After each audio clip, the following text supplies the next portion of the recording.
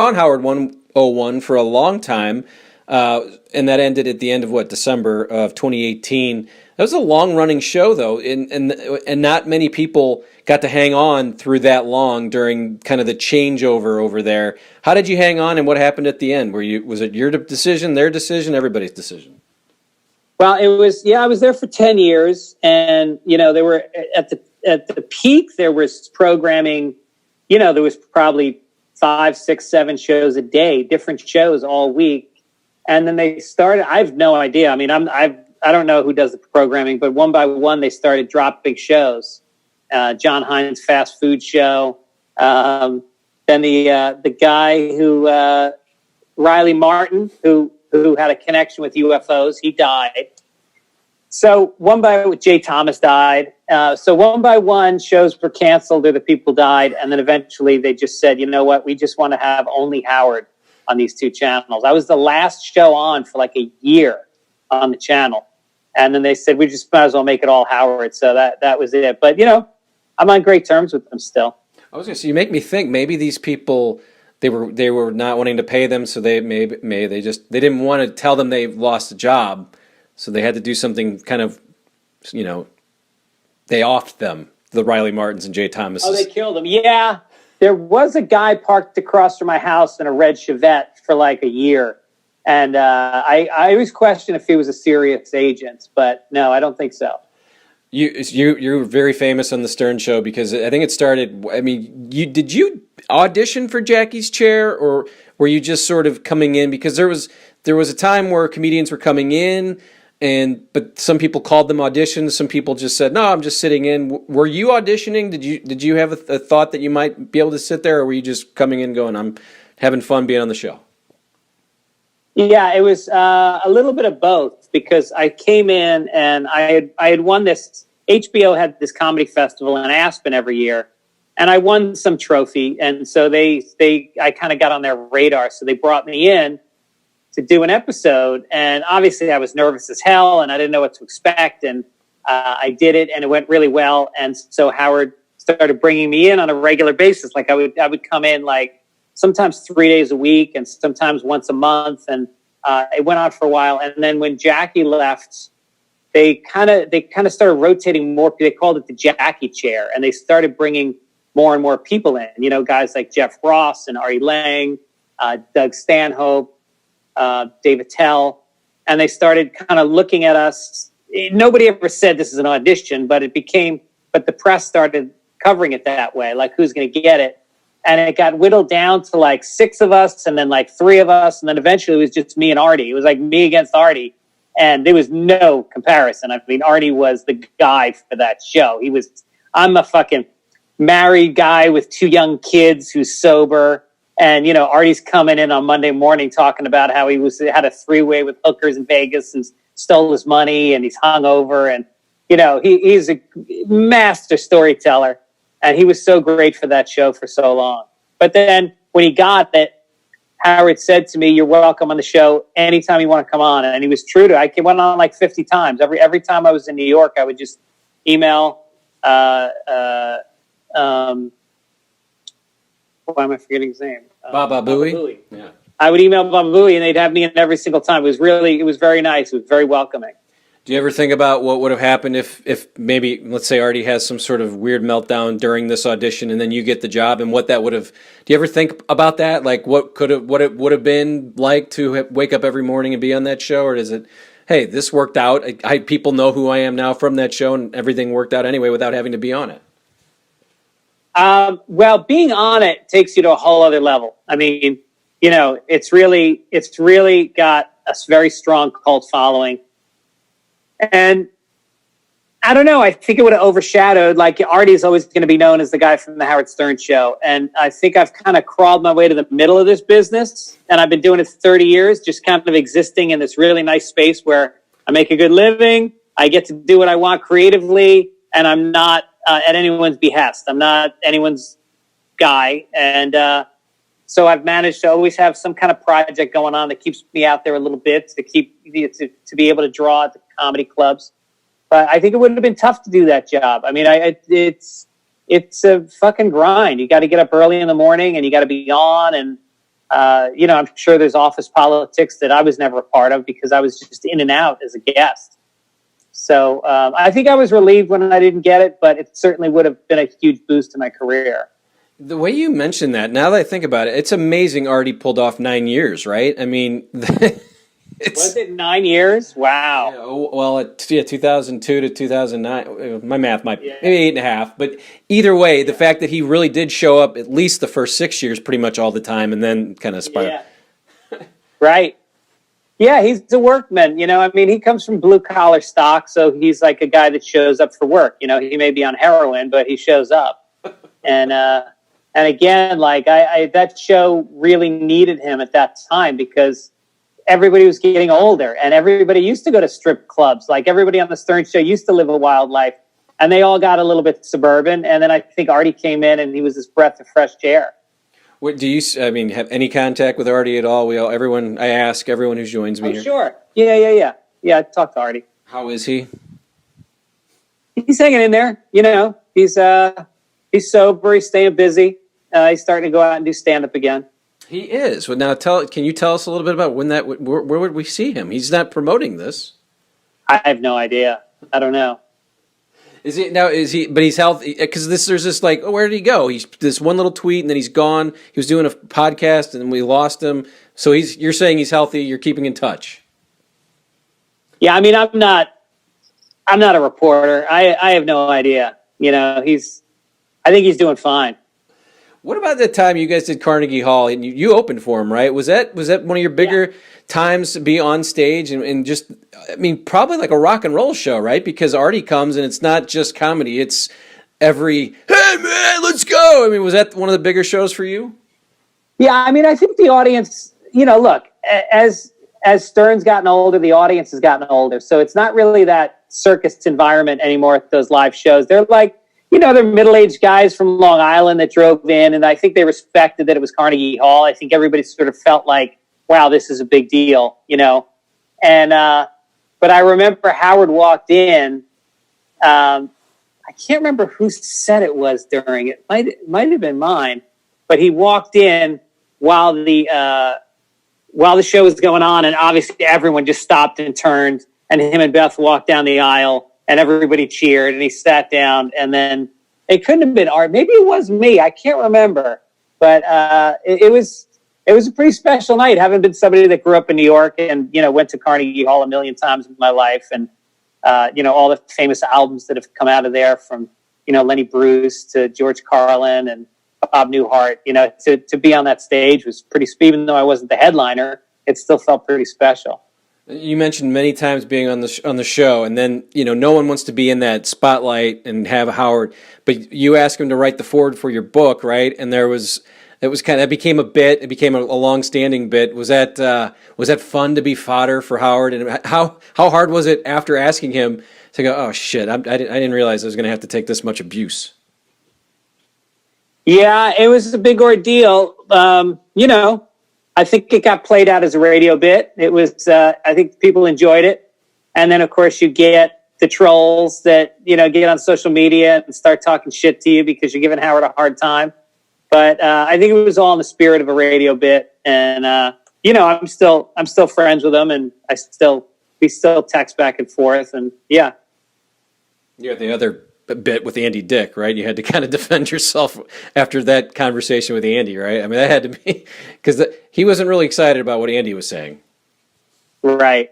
Tell me a little bit about being a roast on roasts. You do a lot of roasts. You did some over there.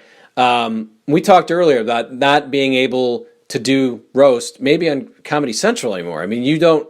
This culture is not allowing people to do that type of comedy, but I think you just did one, and just talk about that being part of roast and having to write quick on your feet. Some of those during the Howard show were really hilarious. You took Shuli down. That was very, very funny. Way to bring this way to stop at I can't do what you did, but it was great. Tell me about that though. Just writing for roast and being part of those. Yeah, I just did one for Adam Egan, who's the guy that manages the Comedy Store. He moved out to Austin to take over Joe Rogan's comedy club, which is, I think coming soon. And so we all love that guy. And that is the best roast, is when you know the person and you love them and you can do it in that spirit. Because I did one of the Comedy Central roasts. I did the, who was it? Chevy Chase. And no one liked him. He wasn't friendly. And it was a really negative atmosphere. And it was probably the worst roast in history. It's famously a bad roast. And so when it's somebody that you love, like, you know, roasting Andy Dick, who I absolutely love, and, you know, being able to roast Gary and Howard and everybody, that's a great day. That's when everybody's having fun and you can kind of feel, it's almost emotional. You really feel people loving each other through insults, you know? I think that people get hurt when they don't know each other because they don't know the boundaries. And so I think that they're still getting a pass, though. I think that the Comedy Central roasts, you know, I'm sure there's people that are complaining about them, but for the most part, Comedy Central is airing them and they're pretty raw. And I think people get the context of it. And if anyone has a problem with it, they probably shouldn't be watching roasts. Yeah, exactly. And you wrote for Ellen, famously, someone who is basically getting canceled by her own crew. But at that point, tell me a little bit about those days, because you sort of knew this coming a long, long time ago, that it was not a fun place to work, right? Isn't that pretty much what happened? You decided, I'm just going to not show up. I don't want to work here anymore. Tell me about those days working as a writer and a producer for that show and for her. Yeah, I have a whole non-disclosure agreement. I'm really not supposed to talk about it. I don't want to get sued over it. No worries. Do you have a crew of people, like, you know, a comedy crew of guys that you kind of lean on, like a Dave Attell, a Florentine? Who are your guys? Like, who do you sort of just kind of banter stuff with off and kind of have that type of crew? Do you have one of those? Yeah, no, I wouldn't call it a crew. I kind of do my own thing because I'm married with kids. That's my priority in life. And so I go to the clubs and I'll hang out with, you know, at the store, you hang out with like Joey Diaz and Rogan and, you know, a lot of guys you probably haven't heard of, but that are regular comics there. And then on the phone, I talk to Attell a lot on the phone. I was just in New York last week. And I had dinner with Louis, and then me and Attell hung out for a few hours, and it just felt great to be, like, I feel like I have really, really close comic friends in New York since that's where I started. And LA, I've got friends that I've made over the last 20 years, but there's something about those guys you started with that is just more meaningful. Yeah, and it's kind of a special pact, right? Because I watch a lot of documentaries about comedians. I love the thing on Showtime, on the Comedy Store, and there's that group in the 70s, and then the group in the 80s, and then the 90s, it sort of went away. But it felt like it came back, and then Adam left, as you said. But there is that just special bond between you guys. Not a lot of people know what it's like to just walk up on stage and have the microphone and a light on you for 60 minutes, and you got to go. It's like you can't just walk up there without anything. Right. Yeah, I think it's there's, I guess it's like if you were in the military on some level, they always talk about how people don't understand unless you've like been to war. And this is like a minuscule version of that, but it's something about, it's the singular experience. And I guess if you've done it, it doesn't matter if you're somebody who's been doing it for 4 or 5 years or someone who's done it for 30 years, there's still like a brotherhood of it. And especially if there's guys at your level and you can talk about the manager of this club and what the crowds are like at this club and, you know, doing radio in this town, and this guy sucks or this guy's good. You know, we all talk about that stuff. Who sucks? Besides here. What's that? I said, who sucks? Give us, no, I don't want you to have to throw that out there, but yeah, you can if you'd like. You, when we talked, you said you were writing some things. I was just curious if you're working on anything you'd be interested to tell us about, and writing anything, writing for any shows. You're always busy, so is there anything you're working on that you would like to tell us about that we might be interested in as you're doing some writing? Yeah, I did I sold a show to True TV. It's like a comedy game show, and it's a show that we sold over Zoom, which I was surprised. I wasn't even going to try to pitch over Zoom because who knows what that's like.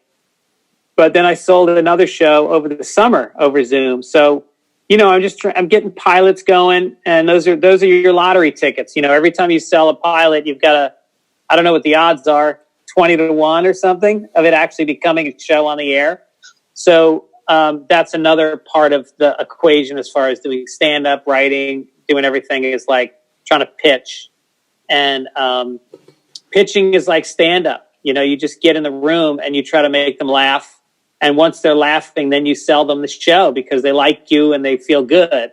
So I think it's a huge advantage as a stand-up in pitching shows as opposed to, some writers are brilliant writers, but they're kind of nerdy and low energy. And I think they have a hard time, kind of impressing the executives. It's a lot of grinding, isn't it? It just seems like it's never just things are good. You're always grinding, right? I mean, that's what that... You're always grinding. Yeah, you're always grinding. You got to fucking, and there's nobody telling you to do it. There's nobody that is, holding you accountable to show up for work. So it's like, I've got this office in Santa Monica. It's 5 minutes from my house. I come here every day and I roll up my sleeves. I take some Adderall and I try to write. And some days it works and some days it doesn't. But if I was writing on a show, I would have to get it done every day. So it's kind of a weird feeling of never being finished when you're working on your own like this. Like I said, you've done over 900 podcasts, so probably 900 interviews. Any one of them stand out more than most for you, or do you enjoy? Has there been a few that you like? Oh man, I really enjoyed talking to this guy. And Joey Pantalones was just on. I thought it's interesting hearing him and his daughter talk. But I was just curious if you have over this time of doing all these shows, a kind of a favorite, a few favorites. Well, I got there's regulars that I always look forward to having on. Joey Diaz coming on is just like hit record, ask him 2 questions, and an hour and a half has just gone by, and I've been wiping tears from my eyes. He's always great. But I think that maybe I like the old guys. Like I interviewed Brian Wilson from the Beach Boys one time. That was pretty special. And I was told, and I'm a huge Beach Boys fan, and so I was told before I got in the room with him, he was doing interviews with some other people, and we were all getting a chance to walk in the room, and we were all waiting together and walking in the room. Every person was supposed to have 20 minutes. And most guys were walking out after 5 because Brian just answers questions yes and no, and seems like he doesn't want to be there. And so guys were just bailing. But I went in and I had some questions that kind of lit him up. Like I had specific questions, and he kind of went like, wow, okay. And we ended up talking for like 45 minutes, and it was tough. It wasn't a smooth interview, but I got some time out of him. And then the other one was Carl Reiner, who I had read. He has 3 memoirs, and I'd read all 3 of them. And so we had just a great time. He was so sharp. He remembered things from like being in the Korean War that like they happened yesterday. And that was pretty great. A couple more minutes. You wrote a book, Dear Mrs. Fitzsimmons. It's a longer book. Tell me a little bit about writing a book, and then now the audiobook is out. I saw on your website, but that was a few years ago, obviously. But just that sitting down, writing that, and tell us a little bit about that time for you, and a little bit about that book. Well, the book was a collection of letters my mother had saved from my childhood. Every time I got in trouble, because we're Irish, I think she thought it was funny. Her and my dad would laugh about, letters from teachers. And, I used to get arrested for vandalism or whatever. And so I found this shoebox in the basement in the Bronx with all these letters in it. And I said, this is a book. I think this is a book. And so I started writing it, and it became much more about my relationship with my dad, because I realized that me getting into trouble had a lot to do with authority issues that I had that stemmed from my relationship with my dad. And so it got very deep. And it wasn't the book I planned on writing, but I'm glad I wrote it. And it took a toll. It was a rough year. I would never do it again. Well, I'll definitely let people know that it's obviously available on Amazon. You did an audiobook. You have a stand-up show, I think, this weekend out in California for folks that are out there. And tell me a little bit about, what are you writing about? Are you doing COVID? I saw that you did a little COVID material. I saw a clip on your Twitter page. Yeah. I mean, is the set kind of going to be the same for a while here that you've kind of come up with, or are you always working on it? Yeah, it's a lot of new stuff because the world just changed, and it's very weird to go up on stage and talk about, I was just in this restaurant last week, and people are like, no, you weren't. And so you have to talk about what it was like to be in a pandemic, and it's exciting for me. I love going on stage at a time. Like if there's a big news story, it's always great to go on stage and talk about it. And this is the news story of maybe the century, and we're in the middle of it. So yeah, a lot of the stuff I'm doing up there is about it. People want to hear it. They really react to it. And so, the first half of the show is just about the pandemic. And then the other half is some other new stuff I'm working on. And then, close it out with a couple old bits. This sucked though, right? It was a terrible year. I mean, I never thought that a worldwide pandemic would really bring out all of this nastiness of people. I'm not wearing a mask. It's the craziest thing I think I've ever. I mean, I have family members I don't think I'll ever talk to again, and it's just a weird. Just after a little illness. Everything's political now, and it's all irrational. It's all emotions. It's all narratives. People don't believe facts. They believe the story that they are living, or that they believe they're living. And it's amazing to see some of the things that have happened in the last couple of years and people's outright rejection of facts and science. It's very hard having kids and seeing them going into a world like that. Yeah, that is definitely a good way of putting it. I'm going to go ahead and end here. I appreciate your time, but it's GregFitzsimmons.com, Fitzdog Radio, Sunday Papers is a podcast. You're out doing comedy work. Anything you want to mention, or did I miss anything? And do we have fun here on this St. Louis podcast? Yes, another reason to come to St. Louis. Great city. No, I had fun. I think you nailed it all. I appreciate the well-researched interview. I appreciate you saying that. You'll get the $50 I told you I'd give you here, right. Hopefully we'll see you again. We'll do this again if you're coming through town, and we'll see what's going on in the life of Greg Fitzsimmons. But I appreciate your time, sir. All right, take care.